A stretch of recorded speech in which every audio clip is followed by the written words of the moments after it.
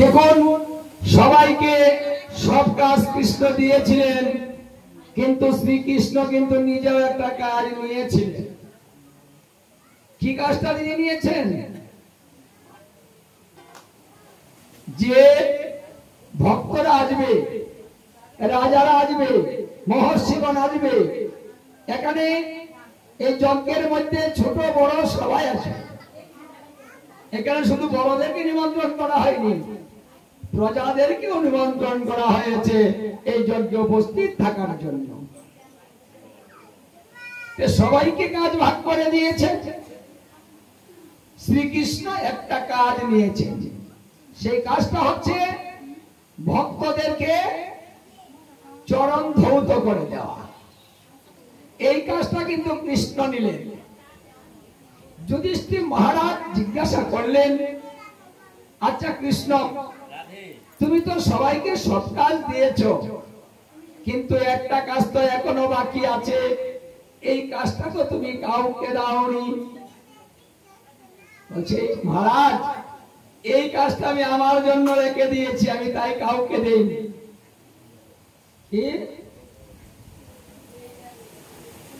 মানে এই চরণ দৌত কাজ তুমি করবে না? না না না, এই কাজ তোমাকে দিতে পারি না, এটা আমরা করব।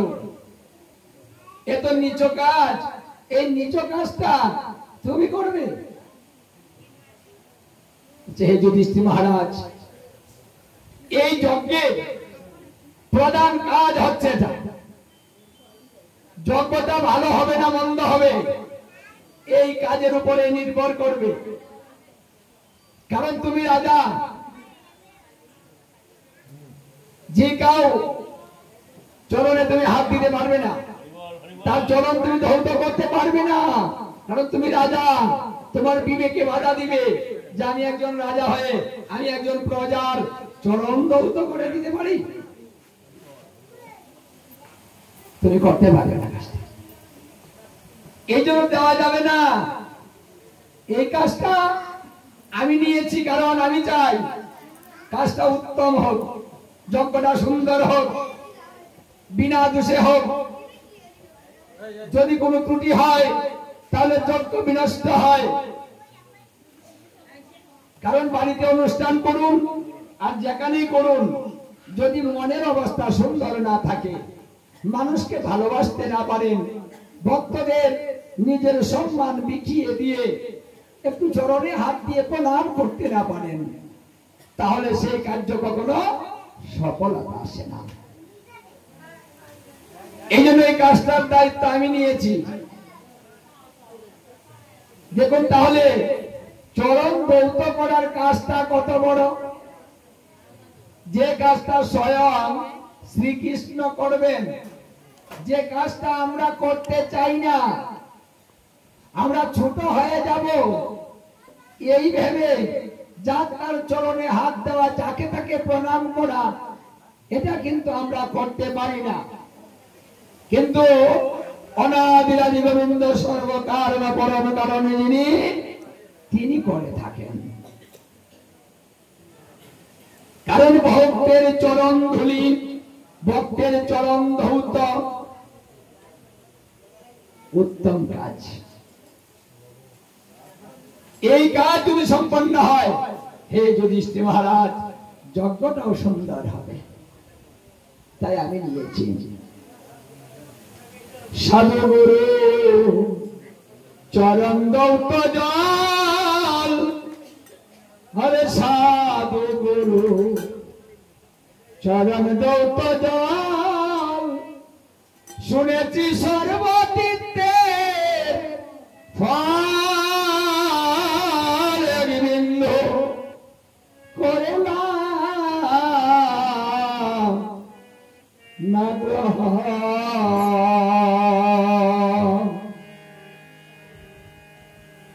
সাধু গুরু চরণ দৌত জল, শুনেছি সর্বতীর্থে ফল,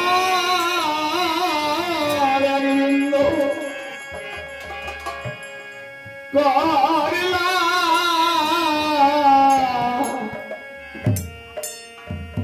না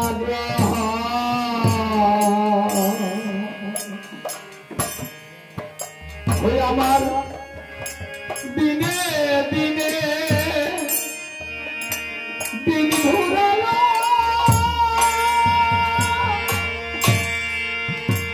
গরু আমার কেন পাতালো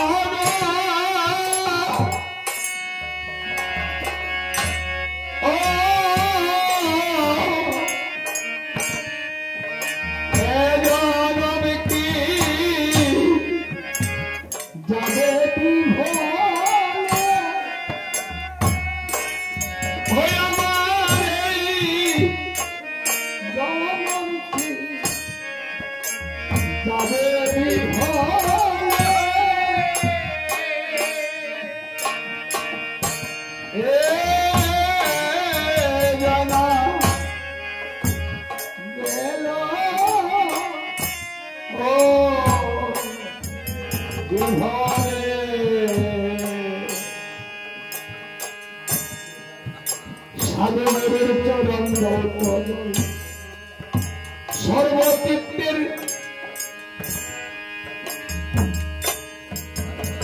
জল কি জল? গঙ্গা জল। এই জন্য গঙ্গা পবিত্র হয় সাধুগুরুর স্মরণ স্পর্শে। নারায়ণ যখন গঙ্গাকে সৃষ্টি করেছিল, হে গঙ্গে পৃথিবীতে তুমি যাবে, মানুষ যত পাপ করিবে তোমার এখানে যখন স্নান করিবে, তোমাকে স্পর্শ করিবে, সবাই পাপ মুক্ত হয়ে যাবে, সকলের পাপ তুমি নিয়ে যাবে।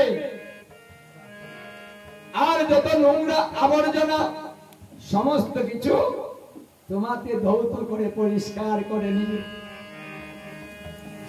গঙ্গা বলল, হে প্রভু আমি যদি সকলের পাপ নেই তাহলে আমার পাপ কে নিবে? কারণ পাপটা তো আমার উপরে আসতেছে, আমার এই পাপের ভার কে বহন করবে, কিভাবে বিনষ্ট হবে? বলেছিলেন, হে গঙ্গা যখন সাধুগুরু বৈষ্ণব তোমাকে স্পর্শ করিবে তখন তুমি সমস্ত পাপ থেকে মুক্ত হয়ে যাবে।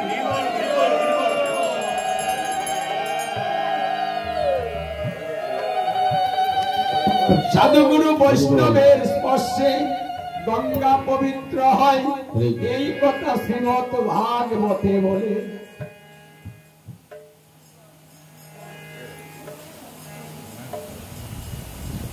দোলা মাখো মাখো রে এই না ব্রজের ধোলা, দোলা মাখো মাখো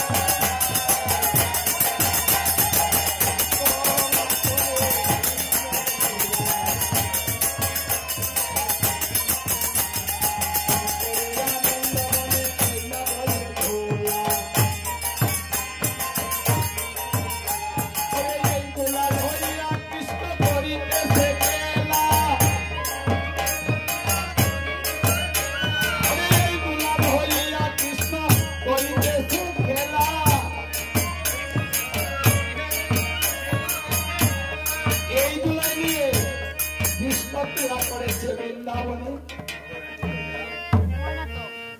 যার জন্য দোলার মাহাত্ম্যতে বলা হয়েছে যে শ্রীকৃষ্ণ যখন বৃন্দাবনে লীলা করেছেন তিনি সেই দোলা খেয়েও ছিলেন, মানে দোলা দিয়ে খেলা করতেন, আবার দোলা খেয়েও ফেলেছিলেন। খেলার ছিল নাই, সবাই পুতুল বানায়, পুতুলের খেলা, বলে দিয়ে পুতুল বানানো হচ্ছে। দাম, শ্রীরাম, বসুদাম, বলরাম, মধুমঙ্গল সবাই পুতুল বানাচ্ছে, কিন্তু কৃষ্ণ পুতুল বানাতে পারে না, ভেঙে পড়ে যায়। কৃষ্ণ সেদিন অপমান হয়েছিল যে সবাই বানাতে পারে কিন্তু কৃষ্ণ বানাতে পারে না। এই জন্য তিনি কি করলেন, এই দুলার প্রতি রাগ করলেন। এই দুলার প্রতি রাগ করে দুই হাতে তুলা নিয়ে মুখের মধ্যে দেওয়া শুরু করে দিয়েছিলেন। বৃন্দাবনে যেখানে তিনি এই লীলাটা করেছেন ওই স্থানটার নাম হচ্ছে ব্রহ্মাণ্ড ঘাট।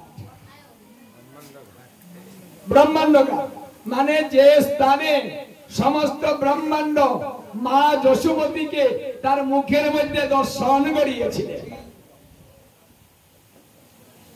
এই ব্রহ্মাণ্ড দর্শন করিয়েছেন বিদায় ওই ঘাটের নাম হয়েছে ব্রহ্মাণ্ড।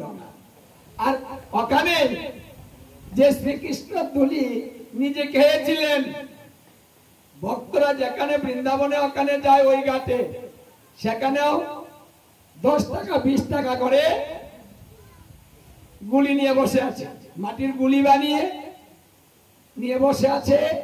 সেখান থেকে নিয়ে এসে সবাই সেই তুলা গ্রহণ করে ভগবানের সেই প্রসাদ স্বরূপ। তাহলে এই তুলার মাহাত্ম্য থাকবে না কেন? অনাদিরাদি গোবিন্দ যেহেতু এই তুলা নিয়ে তো কিছু করেছেন, আবার তুলায় বলেছে যে যত পাপ করুক না কেন, যদি এই তুলায় কেউ গড়াগড়ি দেয় তাহলে তার সমস্ত পাপ বিনষ্ট হয়ে যায়। এই জন্য যারা বৃন্দাবনে যায়, ভ্রমণ রীতি ব্রহ্মাণ্ড ঘাটের একটু দূরে রমণ রীতি, সেখানে গিয়ে ভক্তরা তুলায় গড়াগড়ি যায়। কারণ বৃন্দাবনের দুলার মাহাত্ম্য অনেক, কারণ ভগবান স্বয়ং শ্রীকৃষ্ণ সেখানে লীলা বিলাস করেছেন, তাই ওই স্থান এত পবিত্র হয়েছে। ওই স্থানে যাওয়ার সঙ্গে সঙ্গে জীবের সমস্ত পাপ কর্মফল সব খণ্ডন হয়ে যায়। জীবকে অহতকি কৃপা করার জন্য, মানে কৃপাটা অহতকি কৃপা, এই কৃপাটা করার জন্য তিনি গোলক বৃন্দাবন পরিত্যাগ করে এই ভুলুকে এসে সমস্ত বৃন্দাবন আবার তৈরি করলেন। সেই নিত্য ধাম থেকে নিয়ে আসলেন। কেন আনলেন? আমাদেরকে কৃপা করার জন্য আনলেন। যে আমার ধাম যদি আমি দর্শন না করাই, এই জীব আমার ধাম দর্শন করতে পারবে না। আমাকে কৃপা করে নিয়ে যেতে হবে জীবের ধারে। এই জন্য রাধারানী বেঁকে বসেছিলেন যখন তিনি মনুষ্য লীলায় আসবেন। কৃষ্ণ বলছে আমি মধ্য লোকে যাব, আমি মনুষ্য লীলা করব। কৃষ্ণ বলেছিল হবে না। কৃষ্ণ আসবেন, রাধারানী বলছে আমি যাব না, তুমি যাও। বলছে না আমি তোমাকে নিয়ে যাব, যে আমি ওখানে যাব না। কেন যাবে না তুমি? বলছে আমি যাব না এই কারণে যে বৃন্দাবনের বাহিরে আমি যাব, তোমাকে আমি বৃন্দাবনের বাহিরে দেখতে পারবো না, এই জন্য যাব না। যেখানে বৃন্দাবন নাই সেখানে আমিও নাই। শ্রীকৃষ্ণ বলল, তাহলে ওখানে যদি বৃন্দাবন হয় তাহলে যাবে? বলছে হ্যাঁ, মানে বৃন্দাবন যেখানে হবে, বৃন্দাবন যেখানে থাকবে, আমিও সেখানেই যাব। এই রাধারানীর কৃপায় শ্রীকৃষ্ণ বাধ্য হলেন সেই নিত্যধাম থেকে সমস্ত বৃন্দাবনের যা কিছু আছে সবাইকে এই মত্তলোকে প্রেরণ করতে। ঠিক আছে রাধারানী, আমার যা কিছু আছে আমি সমস্ত কিছু পৃথিবীতে প্রেরণ করে দিচ্ছি। আগে বৃন্দাবন হবে, তারপরে আমি যাব তোমাকে নিয়ে। এবার ঠিক আছে? বলছে এবার ঠিক আছে, তাহলে তুমি বৃন্দাবন পাঠাও। এই জন্য কৃষ্ণ জন্ম নেবার পূর্বে, পৃথিবীতে আসার পূর্বে বৃন্দাবন আগে হয়েছে। মানে ওই গোলক বৃন্দাবনে যা আছে সবকিছু এখানে আছে, এখানে প্রেরণ করলেন। এই জন্য বৃন্দাবনে যারা যায় রাধা নাম উচ্চারণ করে বেশি, কারণ বৃন্দাবনে রাধার মাহাত্ম্য বেশি। রাধার কৃপাতে আমরা অতি সহজে আজ বৃন্দাবন দর্শন করতে পারি। রাধা যদি প্রসন্ন থাকে তাহলে কৃষ্ণ দূরে থাকতে পারে না।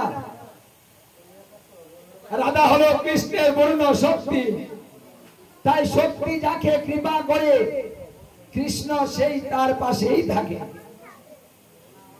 রাধারাম কৃষ্ণ নামের চাইতে শত গুণে বেশি। কৃষ্ণ নাম যদি কেউ 100 বার উচ্চারণ করে আর রাধা নাম যদি একবার উচ্চারণ করে তাহলে 100 বারের সমান একবার হয়।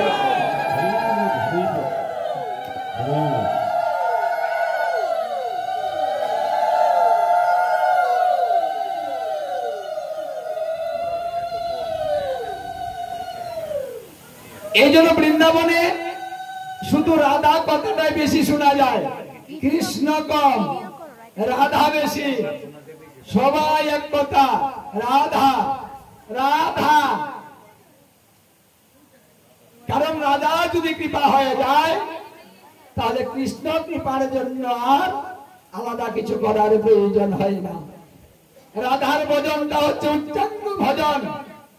এই জন্য রাধার চরণে তুলসী পত্র সবাই অর্পণ করতে পারে না। কারণ হচ্ছে রাধার চরণে যদি আপনি তুলসী পত্র অর্পণ করতে চান তাহলে পূর্ণ দীক্ষিত হতে হবে এবং গুরুদেবের আদেশ নিতে হবে, তারপরে রাধার পূজা করা যায়। তুলসী বৃক্ষ, এই তুলসী যখন ব্রহ্মার কাছ থেকে দীক্ষিত হয়েছিল তখন ব্রহ্মা রাধা বীজ দিয়েছিলেন। রাধার বীজ দিয়ে তুলসীকে দীক্ষিত করলেন। এই তুলসী মহারানী 12 বছর পর্যন্ত রাধা মন্ত্র জপ করলেন। রাধা মন্ত্র 12 বছর পর্যন্ত জপ করার পর ব্রহ্মাদেশ করলেন, হে তুলসী, এবার তুমি রাধার পূজা শুরু করো। তাহলে দেখুন, তুলসীর 12 বছর লেগেছিল রাধার পূজায় যেতে। শাস্ত্রে বলেছে রাম এবং ক্লিং, রাম এবং ক্লিং এই দুইটা শব্দ যে বীজের মধ্যে আত্মক্ষর হবে সেই ব্যক্তি রাধার চরণে তুলসী দিয়ে পূজা করতে পারে, নচেত পারে না। যদি কোনো ব্যক্তি মহামন্ত্র দীক্ষিত হয় তাহলে সেও পূজা করতে পারবে না। এই জন্য ইস্কন করে না, কারণ ইস্কন মহামন্ত্রে দীক্ষিত হয় বেশি। যার জন্য গুরুদেব আদেশ করেন না। তাই ইস্কনটা কিন্তু রাধার চরণে তুলসী সবাই দেয় না। আর যারা বৃন্দাবনে দীক্ষিত হয়েছে এবং যারা গোস্বামী মতে বীজ মন্ত্র পেয়েছেন, যদি গুরুদেব আদেশ করেন তাহলে অবশ্যই আপনি রাধার চরণে তুলসী পত্র দিয়ে পূজা অর্পণা করতে পারেন। রাধিকা না আমার মন বলে রাধে রাধে। সবাই একটু রাধা নাম করি। রাধিকা না আমার মন বলে রাধে রাধে রাধে রাধে রাধে রাধে রাধে রাধে। রাধিকা না মন বলে রাধে রাধে।